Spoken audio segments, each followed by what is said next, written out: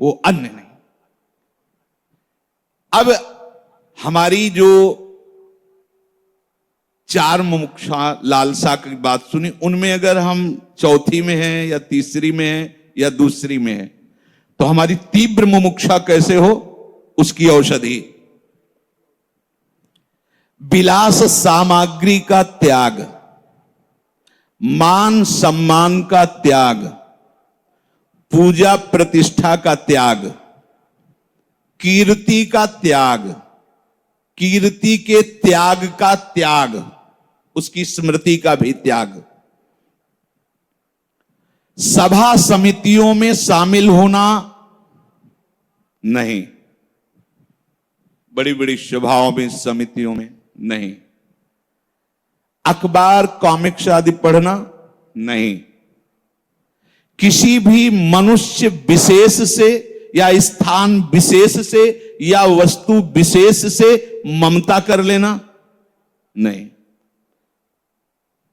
जैसे सत्संग हो रहा है तो हम सत्संग की बातों से ममता करें, गुरु के आज्ञा से ममता करें, गुरु मंत्र से ममता करें, गुरु नाम से ममता करें। अगर ऐसा नहीं करोगे तो गुरु से ममता नहीं हो सकती, नहीं हो सकती। किसी भी वस्तु से ममता नहीं, किसी भी अन्य स्थान से ममता नहीं, तो हरि गुरु चरणों में ममता हो जाएगी, तीव्र लालसा जागृत हो जाएगी। जहां तुम रह रहे हो वहां वो मेरा है, स्थान रहने का, ऐसी भावना का त्याग। अनिकेत श्री जी का घर है, श्री जी की कुटिया है, सेवा भाव से उसमें हम रह रहे हैं। जो गुरुदेव ने साधन दिया उसमें कभी भी आलस्य न करना, ना दीर्घ सूत्रता करना। दीर्घ सूत्रता अरे कर लेंगे, शाम के कर लेंगे, 2 माला ज्यादा कर लेंगे, नहीं, अगर सुबह का समय है तो सुबह ही करेंगे, शाम के और एक्स्ट्रा करेंगे। आलस्य नहीं, दीर्घ अरे कर, प्रमाद नहीं, गुरु के वचनों पे अश्रद्धा नहीं। क्योंकि जब सदगुरुदेव के वचन प्रकट होते हैं तो हमारी बुद्धि उनको फिल्टर करना शुरू कर देती है। अपने अनुकूल जो पड़ेगा वो लेंगे, नहीं तो छोड़ दिया। नहीं, वह अनुकूल प्रतिकूल नहीं, उसमें भूसी नहीं है, सीधे सीधे जो भी छोड़ोगे वो सीधी वस्तु छोड़ रहे हो, उसमें तुम्हें विचार करने की जरूरत नहीं। संसारी पुरुष के वचन पर विचार करने की जरूरत है, लेकिन बिना ही विचार करी शुभ जानी, गुरुदेव के वचनों पर विचार करने की जरूरत नहीं है। कभी किसी से अपनी बात को नहीं कहना। भाई हमने तो जीवन में यही समझा निरंतर भजन होना चाहिए, कुछ नहीं। हाँ, क्या महापुरुषों से पूछो, संतों से पूछो, हम तो कुछ नहीं जानते, इतने है प्रभु की शरण में पड़े हैं बस। अपने मन में जो चल रहा है साधन वो कभी किसी से न बताए, तीव्र लालसा के लिए। शास्त्रार्थ न करे किसी से, अपने को संत समझकर दूसरों को लघु भाव से ना हेरे। हम तो विरक्त हैं तो गृहस्थ हैं, दूसरों में भगवत भाव करो। अपने में गुण देखकर दूसरों के दोषों को देखकर कभी उन्हें किसी के सामने प्रकट न कर दे। अपने गुणों को प्रकट न करे, दूसरों के दोषों को प्रकट न करे। किसी भी मनुष्य का कभी भी अपमान न करे, किसी की निंदा न करे, पर चर्चा न करे, कोई नौटंकी नाटक न देखे, सिनेमा न देखे, असत्य साहित्य न पढ़े, अशास्त्रीय कार्य न करे, बड़ों को देखते ही सम्मान मुद्रा में हो जाए। गुरुजन है, संत खड़े हो गए, हाथ जोड़ लिया, ग्रीवा झुका, इससे तीव्र लालसा प्रकट होगी भगवत प्राप्ति की। किसी के भी बुरे से बुरे कर्म देखकर उसे घृणा ना करे। कर्म घृणित है, लेकिन जो अंदर विराजमान तत्व गोविंद ही है। हमें अंदर की बात देखनी, सब में मेरा प्रभु रमा है। क्रिया उसकी घृणित है, लेकिन जो अंदर है वो प्रभु है। हम उस प्रभु को प्रणाम करते हैं। माया जनित क्रिया से हमारा कोई लेना देना नहीं। कैसी भी विपत्ति हो, किसी का सहारा ना लेना, है ना जान बाहो प्रभु, केवल उन्हीं, दूसरे से नहीं। कभी घबरा ना जाना, कैसी भी समस्या हो केवल प्रभु की तरफ देखना, घबराना नहीं। और कैसी भी अनुकूलता आ जाए, हर्षित होकर किसी के ऊपर यह आरोप मत कर देना कि इनके सहयोग से ये बात नहीं दिखाई दे रहा है, इसने स्पष्ट किया, पर यह तुम्हें मानना है कि निमित्त बनाया है प्रभु ने किया है। ये क्या? प्रभु ने किया। जगत के विषयों की प्राप्ति में कहीं भगवत कृपा ना देखना, तीव्र लालसा के लिए। हमने चाहा था कि ऐसा ऐसा हो जाए, हो गया, देखो बड़ी कृपा है ना। नहीं, ये कृपा नहीं, ये तो शुभ अशुभ कर्मों के परिणाम स्वरूप होता रहेगा। अभी आपने कृपा मान लिया और कल ये नष्ट हो जाएंगे, तब हमारा कृपा का सीधा संबंध भगवत स्मरण से है। हरिवंश कृपा हरिवंश का है। यदि हमारा निरंतर नाम चल रहा है तो कहने की जरूरत नहीं, कृपा है। और अगर नाम नहीं चल रहा है तो हम उसे कृपा नहीं कहेंगे, चाहे जितनी अनुकूलता मिल जाए। किसी भी साधन सिद्धि का अनुभव होने लगे तो उसे स्वीकार मत करना। तुम्हारे मन की बात, ये बहुत छोटी छोटी बातें हैं। मन की बात जान ले, इसका नाम क्या है, कहां से आया है, क्या करने आया है। कभी इसका प्रयोग न करो, किसी को जानने न दे, अंदर ही अंदर इसे भस्म कर दे। प्रयोग नहीं करोगे तो अपने आप चली जाएगी। छोटी मोटी सिद्धियां आती रहती हैं भजन मार्ग के पथिकों में, वो गर्व नहीं करता। जहां देखा ऐसा, अच्छा, बस उसका प्रयोग बंद, प्रयोग करना ही नहीं, वो खत्म हो जाएगी। जैसे मन तुम्हारे अंदर काम क्रोध प्रकट कर रहा है, उसकी बात सुनो मत, खत्म हो जाएगा। किसी कारणवश आपने कोई बात सोची और वो घट गई, यद्यपि सत्य मार्ग में चल रहे तो पावर तो है ही। अच्छा, ऐसे से ऐसा हो सकता है, वैसा ही हो जाए, उसी समय हो जाए, बड़े बड़े चमत्कार आने लगे, लेकिन कभी भी उसका प्रयोग ना करें तो क्या होगा? तीव्र भजन की लालसा जागृत हो जाएगी। नहीं, बहुत साधक छोटी मोटी बातों में फंस करके मार्ग से भ्रमित हो जाते हैं। इसलिए सावधान होकर, हमारा उद्देश्य भजन, भजन का फल भजन। हमारा उद्देश्य भजन और भजन का फल केवल भजन। प्रभु श्री कृष्णचंद्र जी महाराज अर्जुन जी को निमित्त बनाकर देहाशक्त प्राणियों को जीवन मुक्त वो महासुख जो लोक लोकांतर में कहीं किंचिन मात्र भी नहीं है, वो प्रभु उपदेश करके समस्त जीवों के मंगल के लिए स्वयं उपदेश कर रहे हैं। यदि इन वचनों को अपने हृदय में उतार लिया जाए तो शरीर रहते हुए ही हम परम पद के अधिकारी हो जाएंगे। शरीर छूटना जो प्रकृति के वश है, वो एक क्रिया है, और शरीर राग त्याग करके स्वरूप में स्थित होना ये स्वीकृति है। क्रिया से काम नहीं बनना। शरीर छूट गया बोले इसका काम बन गया, पता नहीं कहां चिंतन था उसका। लेकिन जीते जी राग छूट गया, बिल्कुल पक्की बात, काम हो गया। हम बात जीते जी की करते हैं। जो शरीर में रहते हुए शरीर मुक्त है वही ज्ञानी है, वही भक्त है, वही अनुरागी है। शरीर रागी किसी भी संप्रदाय में, किसी भी मार्ग में हो, वो संसारी ही है। किसी भी संप्रदाय मार्ग का वेश आदि धारण हो, पर शरीर राग है तो उसे संसारी कहते हैं। किसी भी मार्ग का हो, गृहस्थ हो, विरक्त हो, कोई योगी हो, सन्यासी, कोई भी गृहस्थ, वानप्रस्थ, सन्यास, वैष्णव, रसिक, कोई भी, सबके लिए सिद्धांत है शरीर राग का त्याग। अब बहुत ध्यान पूर्वक सुनना, क्योंकि ये लंबी लड़ाई है। ये युद्ध 1-2 दिन, वर्ष 2 वर्ष वाला नहीं है। इसीलिए इसमें जल्दी कोई तैयार नहीं हो पाता। किसी भगवत प्रेमी महात्मा की कृपा कोर से ही किसी के हृदय में उत्साह आता है कि अब मैं 2-2 हाथ करूंगा और इस माया से लड़कर मायापति पर अपनापन स्थापित करूंगा। जो माया ने अपनापन शरीर, शरीर संबंधी भोग, शरीर संबंधी रिश्ते नाते में फैला दिया है, अब मैं इसे समेटूंगा।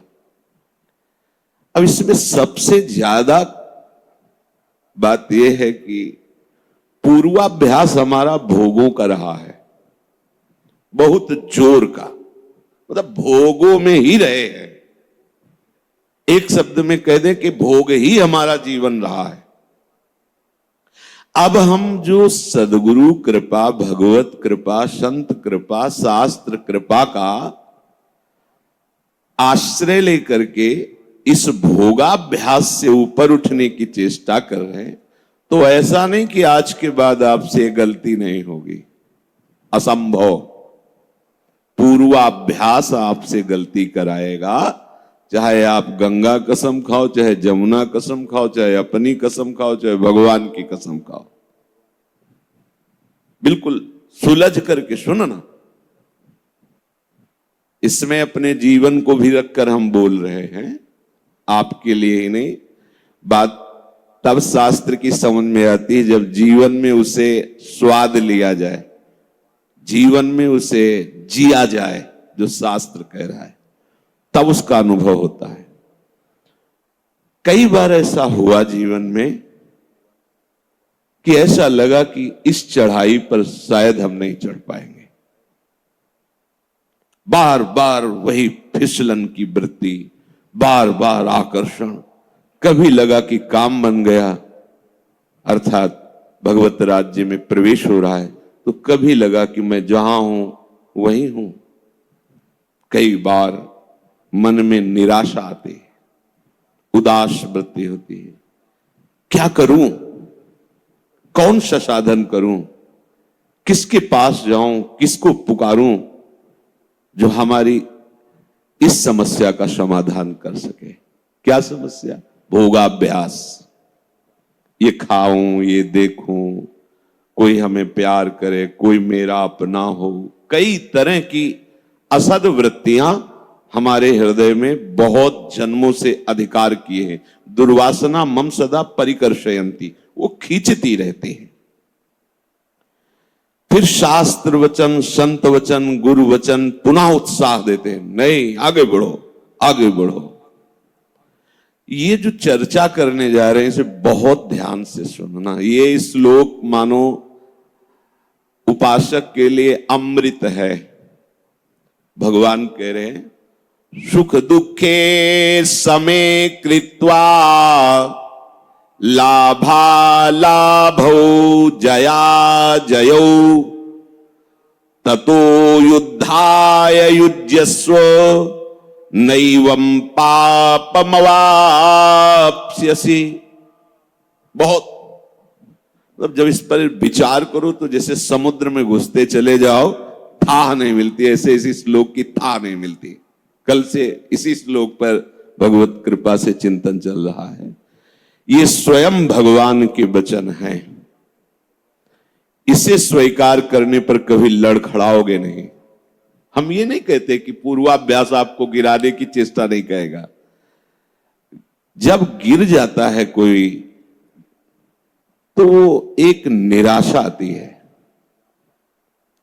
सफलतापूर्वक नियत स्थान पर दौड़कर पहुंच जाना विजय कहलाता है, और बीच में गिर जाना पराजय कहलाती है। भगवान कह रहे हैं, जया अजयऊ। तुम्हें जय और पराजय में दोनों में समान भाव रखना है। बहुत बढ़िया बात है, और इसी बात से परमार्थ की यात्रा शुरू होती है, पूर्ण होती है। नहीं तो बीच में ऐसे लुभावने वन उपवन वाटिका जिसमें मन सोचता है बहुत दौड़ लिया, थोड़ा आराम कर लेते हैं, चूक हो जाएगी। बड़ी भयावनी घाटी जिसमें लगता है कि अब तो निकल ही नहीं पाएंगे। दोनों बातें ये हमको परास्त नहीं कर पाएंगी यदि भगवान की ये बात हमारे दिमाग में रही। स्वयं भगवान कह रहे हैं कि नैवम पाप मवाप्स्यसि, तू पाप को प्राप्त नहीं होगा। यहां भगवान को ये संबोधन करने की क्या आवश्यकता थी?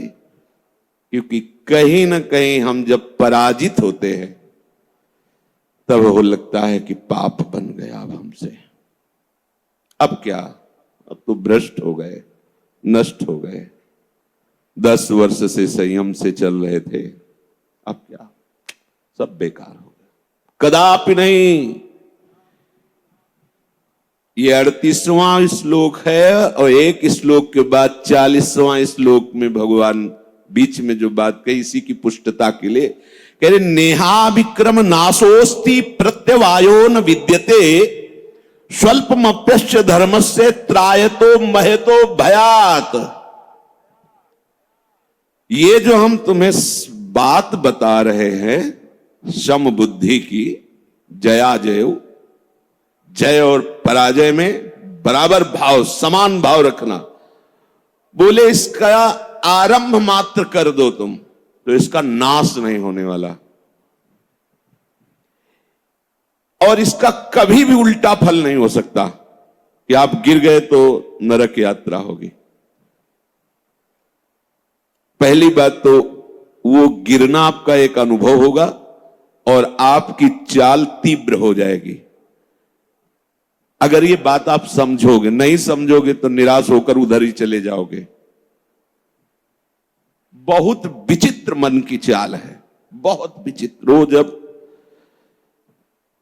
ये भूत की तरह चढ़ जाता है, कब चढ़ गया और कब गिरा दिया पता नहीं चलता। बाद में पता चलता मेरी वो बुद्धि कहां गई थी, जो बड़ी प्रवीण थी वो उस समय कहां गई। ऐसा लगता है जैसे कोई भूत आया हो, हमारे ऊपर चढ़ गया हो और हमसे वो क्रिया करा ली और इसके बाद वो भूत उतर गया, तब हमें पता चला कि अरे ये सब क्या। ये एक दिन की बात नहीं है, एक बार की बात नहीं है। जब तक भगवत प्राप्ति नहीं हो जाती तब तक ये भूतावेश कहां कब कैसे होता है समझ में नहीं आता। क्रोध नहीं करना, एक क्षण में ऐसी भूमिका बनी कि क्रोधावेश, काम नहीं, एक क्षण में ऐसी भूमिका बनी, समझे में नहीं आया और वो रपट करके वहां खड़ा हो गया। लोभ नहीं करना, मोह नहीं करना, समझते हैं, समझाते हैं, कब कहां वो भूत जैसा चढ़ता है, फंसा देता है। बहुत, ये एक दिन की साधना नहीं, ये आजीवन का खेल है। इसलिए इस बात को समझो, हर उपासक चाहे गृहस्थ हो चाहे विरक्त हो। प्रभु कह रहे हैं कि इसका कभी उल्टा फल नहीं होता। यहां कहा नैवम पाप मवाप्स्यसि, तुझे पाप की प्राप्ति नहीं होगी। भगवत मार्ग के पथिक हो। अखाड़े का नियम है, जब कुश्ती में 2 योद्धा लड़ते हैं तो जो जीतता है उसको तो इनाम मिलता है, जो हारता है तो इनाम का आधा पैसा उसको मिलता है। 5,000 इनाम तो 5,000 उसे मिलेगा और 2,500 इसे मिलेगा। इसके बाद उसका आने जाने का किराया खर्चा मिलेगा, क्योंकि उसने पूरा प्रयास किया है। लौकिक हम आपको उदाहरण दे रहे हैं, पर हमारे भगवत मार्ग में है कि हारने वाले और जीतने वाले दोनों को बराबर इनाम मिलता है। हारने वाला अत्यंत लाडला प्रभु का हो जाता है, जीतने वाला तो जय को तो प्राप्त हो ही गया है। हमें लगता है कि हारने वाले के प्रति प्रभु का विशेष दुलार होता है, क्योंकि हम सब हारने वाले में ही, जीतने वाले में जैसे भीष्म जी कर ली प्रतिज्ञा तो पृथ्वी हिल जाए, आकाश फट जाए, पर उनकी प्रतिज्ञा टूटने वाली नहीं। पर अपने शाम के की सवेरे टूट गई, हार गए। स्वल्पमप्यस्य धर्मस्य त्रायतो महतो भयात। इसका थोड़ा सा अनुष्ठान तुम्हारे जन्म मरण के बंधन को नष्ट कर देगा, महान भय से तुम्हारी रक्षा कर लेगा।